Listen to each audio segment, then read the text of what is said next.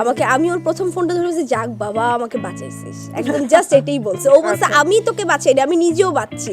জানো আমাদের একটা ময়না পাখি আছে না। বর্তমান সময়ে বাংলাদেশের সিনেপাড়ার আলোচিত অভিনেত্রী প্রার্থনা ফারদিন দিঘি। দিঘি মূলত শিশু শিল্পী হিসেবে জনপ্রিয়তা অর্জন করেন। পরবর্তীতে দিঘি টেলিভিশন নাটক, বিজ্ঞাপন চিত্র ও চলচ্চিত্রে শিশু শিল্পী হিসেবে অভিনয় করে দর্শকের ভালোবাসা পান। পড়াশোনার প্রতি গুরুত্ব দিয়ে তিনি একটি সময় অভিনয় থেকে কিছুটা দূরে ছিলেন, যা তাকে একজন দায়িত্বশীল ও সচেতন শিল্পী হিসেবে পরিচয় দেয়।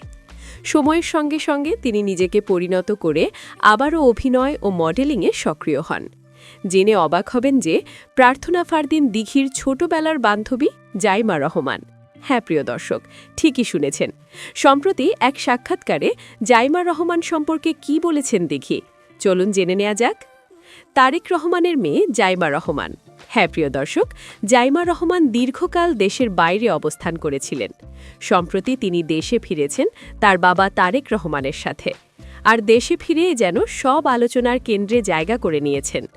কেমন ছিল ছোটবেলায় দিঘি ও জাইমার বন্ধুত্ব? সম্প্রতি এক সাক্ষাৎকারে প্রার্থনা ফারদিন দিঘি জানিয়েছেন, ছোটবেলায় আমি আর জাইমা বান্ধবী ছিলাম। মাঝে মধ্যে তাদের বাসায় যাওয়া হতো। জাইমা ছোটবেলা থেকেই অত্যন্ত মেধাবী। পড়াশোনার পাশাপাশি খেলাধুলা ও বুদ্ধি বিচক্ষণতায়ও জাইমা ছিল সবার প্রিয়। তবে জাইমা রহমান দিঘিকে ভুলে গিয়েছেন?